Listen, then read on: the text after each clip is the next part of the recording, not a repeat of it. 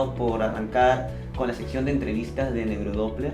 En esta ocasión me siento honorado y más que todo un gusto de contar con un neurólogo especializado en neurología vascular, que es el jefe del Centro de Investigación de la Enfermedad Cerebrovascular del Instituto Nacional de Ciencias Neurológicas, doctor Carlos Abanta Romeo. Un gusto, ¿no?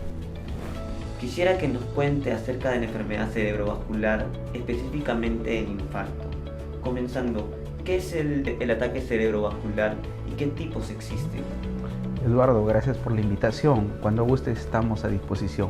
La enfermedad cerebrovascular es una alteración de los vasos sanguíneos cerebrales, sea por obstrucción, esto es un infarto cerebral, o por ruptura de ellos, esto es una hemorragia cerebral.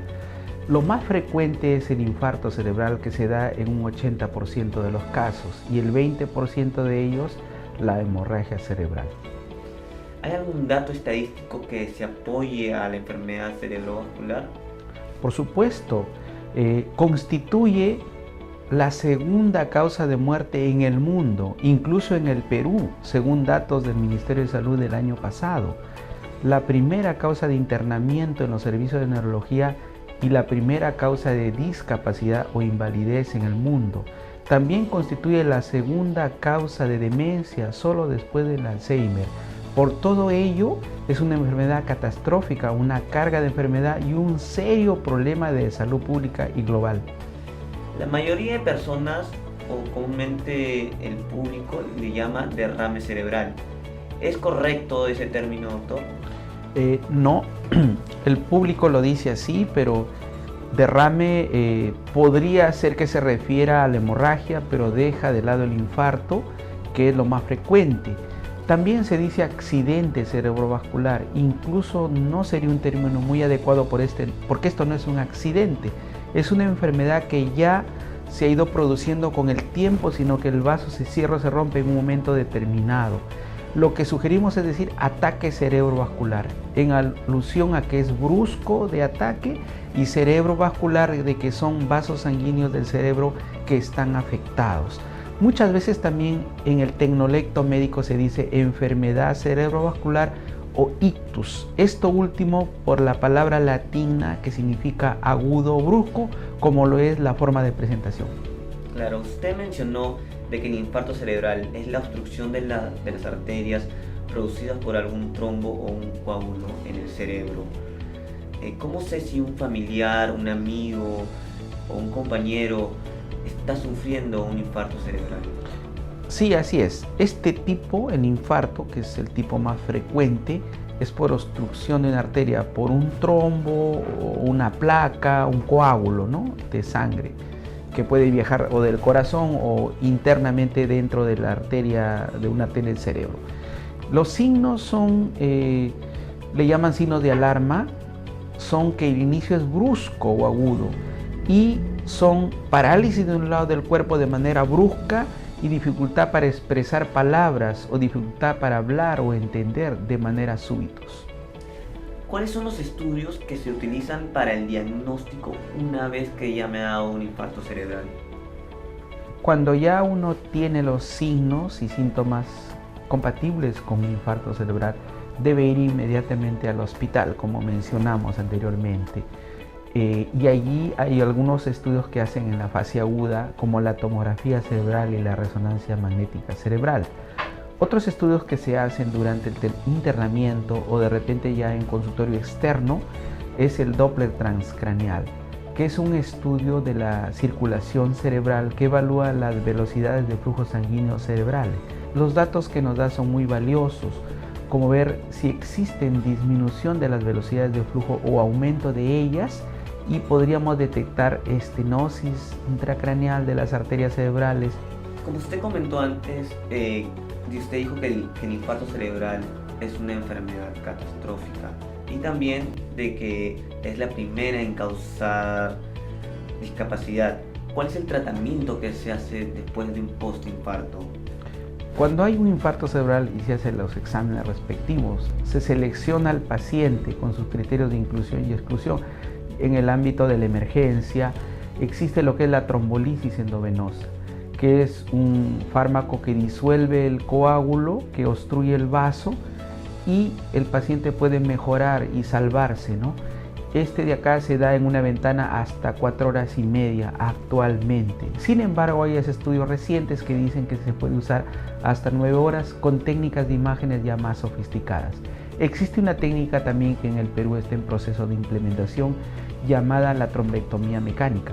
Para ello obviamente requieren más exámenes de selección muy especializados, pero siempre hay un tratamiento en la fase aguda que es basado en evidencias y el paciente por lo tanto debe venir lo más pronto posible. Para poder prevenir el infarto cerebral, más que todo, ¿cuáles son los factores de riesgo que nos pueden ayudar para no tener esta enfermedad o que también pueden hacer propensos a sufrir un infarto cerebral? Los factores de riesgo son muy importantes tenerlos en cuenta. Es una pregunta muy interesante, Eduardo. A la cabeza, la hipertensión arterial. Cuando un paciente le detectan presión alta, debe tomar sus pastillas toda la vida, ¿no? La diabetes también, la glucosa elevada, también el colesterol elevado y actualmente las arritmias al corazón como la fibrilación auricular es tal vez un factor muy importante, porque controlando esto no hay riesgo o disminuye el riesgo de un infarto cerebral, pero si no los controlamos el riesgo es muy alto y puede dar un infarto cerebral o recurrir en alguien que ya le dio. Adicionalmente a los factores de riesgo vasculares están los estilos de vida no saludables, ¿no? Y los vicios que podamos tener. Nuestra sociedad actualmente puede ver el tabaquismo, el alcoholismo o los factores de riesgo, por ejemplo, como el sedentarismo, ¿no? Esto de acá puede contribuir a un riesgo aumentado de infarto cerebral. Ya para llegar a la parte más importante en la entrevista, según mi opinión, ¿qué debemos hacer para prevenir un infarto cerebral? Justo atacar los factores de riesgo vasculares y atacar el malo estilo de vida saludable. En los factores de riesgo, si uno tiene ya presión alta, hay que tomar sus pastillas toda la vida, y también si tiene diabetes, sus pastillas toda la vida. Si tiene el colesterol elevado, también tomar sus pastillas. Para ello se debe hacer controles mínimo una vez al año, de control de presión, control de glucosa, control de triglicéridos y también medirse el peso. Y adicionalmente hay que promover el estilo de vida saludable, sobre todo en dieta y ejercicio. La dieta le llamamos mediterránea, que consiste en evitar o no a la sal y grasas, consumir moderadamente los carbohidratos y también las carnes rojas. Y sí, alta ingesta de carnes blancas, como el pollo, el pavo, el pescado, ingerir abundantes verduras y frutas. Esto de acá es muy importante tenerlo ya como estilo de vida, ¿no? Y consultar también al neurólogo, al cardiólogo, al endocrinólogo, al nutricionista de manera periódica. Y doctor, ya para culminar la entrevista, ¿usted tiene alguna conclusión o alguna recomendación que quisiera decirnos? Sí, por supuesto. Dada esta enfermedad que es un problema de salud pública, nosotros tenemos que prevenirla y es barato, ¿no? Tener el estilo de vida saludable, controlar los factores de riesgo vasculares y adicionalmente, si ya nos da la enfermedad, correr, ir lo más pronto al hospital, tomar un taxi, podemos llamar a las ambulancias del SAMU, llamar a los bomberos, si no lo tenemos para el taxi, ir inmediatamente al hospital porque hay tratamiento y decimos que tiempo perdido es cerebro perdido. Doctor, más que todo quisiera agradecerlo por habernos aceptado tenerlo acá en Neurodoppler, que nos haya otorgado esta entrevista, de poder informarnos y más que todo concientizarnos acerca del infarto cerebral.